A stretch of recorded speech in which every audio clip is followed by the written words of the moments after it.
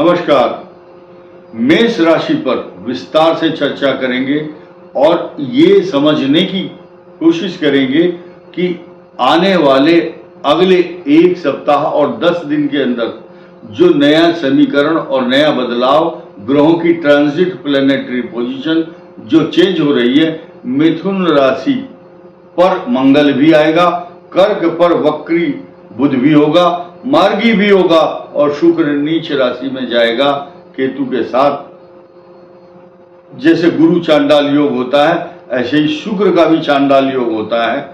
तो इस दैत्यों के गुरु शुक्र का नीच राशि में होना और मेष राशि के छठे भाव में, इसके क्या मायने हो सकते हैं। ज्योतिष शास्त्र की जो विधा है, ज्योतिष शास्त्र की परंपरा है, उसके सिद्धांत नियम क्या हैं, उसको गंभीरता से समझना मेष राशि के लिए, मेष लग्न के लिए अत्यंत आवश्यक है। तो अब सीक्वेंस देखिए, हम 16 तारीख से लेके चलेंगे आपको। 16 को सूर्य आपके पंचम में आपको ज्ञान, बुद्धि, विवेक, उद्विग्न चित्त, साथ ही साथ अच्छे विचार, दूरदर्शिता, अच्छी प्लानिंग दे रहा है।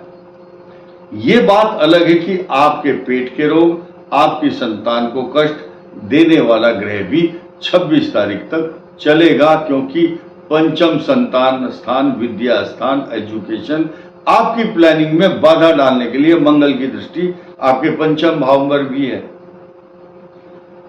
तो विचलित ना हो, धैर्य से काम करें और एजिटेट ना हो, आंदोलित ना हो, एंजाइटी ना रखें। सरल भाषा में कहूं तो आपको धैर्य से, जिस एकाग्रता से आप जो योजनाबद्ध तरीके से कार्य कर रहे हैं उस पर गंभीरता से विचार करें और उसको इंप्लीमेंट करें। 12वें भाव में जो राहु है वो आपको एक्स्ट्रा ऑर्डिनरी नुकसान देने के लिए चल ही रहा है। तो ये बचाएगा कौन आपको? आपके धन, कुटुंब और वाणी स्थान पर बैठे हुए बृहस्पति तथा आपकी राशि का स्वामी मंगल, ये दोनों की जो पंचायत या परामर्श युति होगी तो ये महायुति कहलाती है, क्योंकि आपके भाग्य स्थान का स्वामी बृहस्पति, आपके लग्न का स्वामी या राशि का स्वामी मंगल, इन दोनों का एक साथ बैठना ही मेष राशि के लिए वरदान बन जाता है। अब हम उनको आरोप नहीं लगा सकते जो आपको नुकसान दे रहे हैं। आपके चतुर्थ भाव में आपके तृतीय और छठे भाव का स्वामी जब वक्री होगा 22 तारीख को, तो इसके समीकरण क्या है, इसके मायने क्या है? यानी कि बुध काल पुरुष की दृष्टि से कहो या बुध के जो स्वभाव हैं उनको समझो।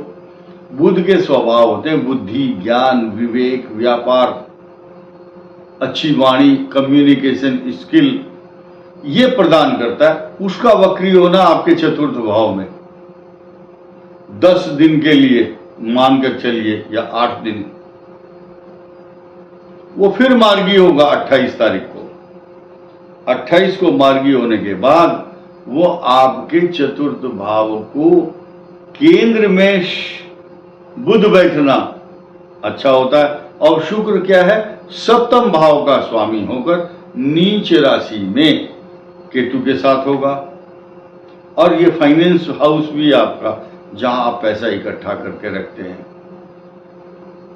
तो आपको अपनी वाणी पर नियंत्रण, शत्रुओं के द्वारा षड्यंत्र जो होगा उस पर बहुत खास तौर से ध्यान देना है। और एक शब्द आता है उकसाना, प्रोवोक करना। आपको कुछ लोग ऐसे छेड़ेंगे आपको गुस्सा दिलाने के लिए। आपको मन को विचलित नहीं करना। शीशे के सामने, दर्पण के समक्ष सब खड़े होकर के आपको अपने मस्तक पर ये देखना है मेष राशि को कि मेरा मन कहीं विचलित तो नहीं हो रहा है, मैं कहीं टेंशन में तो नहीं हूं, मेरा बैंक बैलेंस भले ही खराब हो जाए मेरा मन का बैलेंस नहीं बिगड़ना चाहिए, क्योंकि पंचम भाव में सूर्य है और मंगल की उस पर दृष्टि है। ये बात तो एक सामान्य बात हुई। अब तीसरे भाव में मंगल का प्रवेश करना श्री कृष्ण जन्माष्टमी के दिन आपके पराक्रम को वृद्धि करने वाला हुआ, क्योंकि स्वामी कौन है? मेष का स्वामी, मेष लग्न, मेष राशि का स्वामी आपके पराक्रम में आ गया है। अब देखिए नए नए समीकरण और ढूंढिए। तीसरे भाव में जब शत्रु भाव में आएगा और शत्रु राशि को ही देखेगा छठे भाव पर, जहां पर मंगल की जब दृष्टि होगी, मिथुन से कन्या पर दृष्टि होगी और वहां होगा शुक्र और केतु। ये आपके शत्रुओं का तो विनाश करेगा, लेकिन आपकी मैरिज लाइफ को भी प्रभावित करेगा। इसलिए दाम्पत्य जीवन को सुचारू रूप से चलाने के लिए आपसी सहमति, अंडरस्टैंडिंग, पति पत्नी के बीच में अच्छे विचार और प्रेम और सौहार्दपूर्ण वातावरण बना करके चलना इसलिए आवश्यक है क्योंकि वहां पर बृहस्पति की दृष्टि नहीं है तथा उस स्थान का स्वामी यानी कि आपके दाम्पत्य जीवन भाव का स्वामी नीच में चला गया और मंगल से दृष्ट। क्या करोगे? इसमें किसी को आरोपित नहीं कर सकते। यहां दो समीकरण बहुत खराब हैं। मेष राशि के पंचम भाव और एकादश भाव, दो पाप ग्रह पिता पुत्र 180 डिग्री पर टकरा रहे हैं। उनकी आभा मंडल टकराती है, उनकी ईगो, वो कहता है मैं बड़ा हूं, वो कहता है मैं बड़ा हूं, लेकिन पिता तो पिता ही होता है, विजय हमेशा पिता की ही होती है। लेकिन मेष राशि के या मेष लग्न को एकादश भाव में बैठे हुए जो शनि है वो पूर्ण दृष्टि से देखते हैं। जो नीचत्व भाव है किसका? शनि का। होने दो, लेकिन एक नेगेटिव पॉइंट है, मैं डरा नहीं रहा हूं और ना आपको डरना है। वहां जब डरने की बात है तो वहां सकारात्मक भाव भी आपको दूंगा। मेष राशि मेष लग्न इस समय पाप कर्तरी योग से गुजर रही है।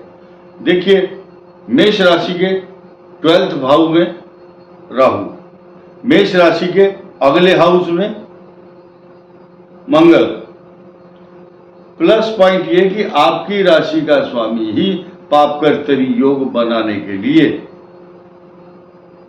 ये रोल अदा कर रहा है और वो बृहस्पति के साथ है। और बृहस्पति कौन है? यानी कि मेष राशि के 12th हाउस में बैठा हुआ जो राहु है वो बृहस्पति की राशि में है और बृहस्पति भी मंगल के साथ है। तो ये जो कॉम्बिनेशन है ट्रायंगुलर या सीक्वेंस, इसको इसके समीकरण, इसके मायने, इनको हाशिए पर नहीं रख सकते आप, साइड में नहीं रख सकते।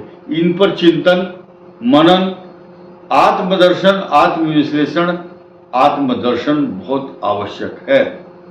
तो अब इन पर विजय कैसे पाएंगे आप?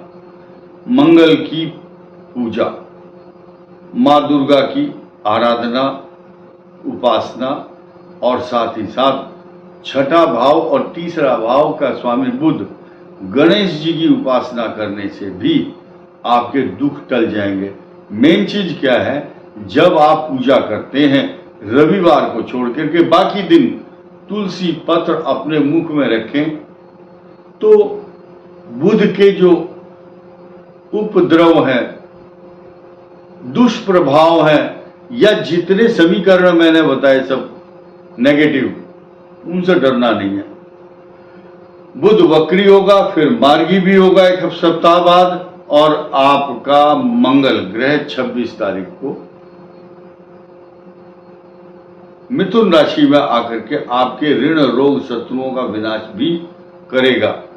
तो एक ग्रह के बदलने से समीकरण उनको ढूंढना पड़ता है, कौन सा ग्रह किस राशि को कहां कहां डिस्टर्बेंस कर रहा है। इसलिए मेष राशि के जातकों को डरना नहीं है, लेकिन अश्विनी, भरणी और कृत्तिका नक्षत्र का जो एक चरण है, ये आपको खास तौर से उन लोगों के लिए चेतावनी समझिए, जैसे मौसम वैज्ञानिक येलो अलर्ट, ऑरेंज अलर्ट देते हैं कि जिनकी कुंडली में मेष राशि, मेष लगन वालों की शुक्र की महादशा चल रही है, उनको विशेष सावधानी रखनी है, क्योंकि शुक्र नीच में है और सूर्य की जिनकी महादशा होगी उनको डरने की आवश्यकता नहीं है।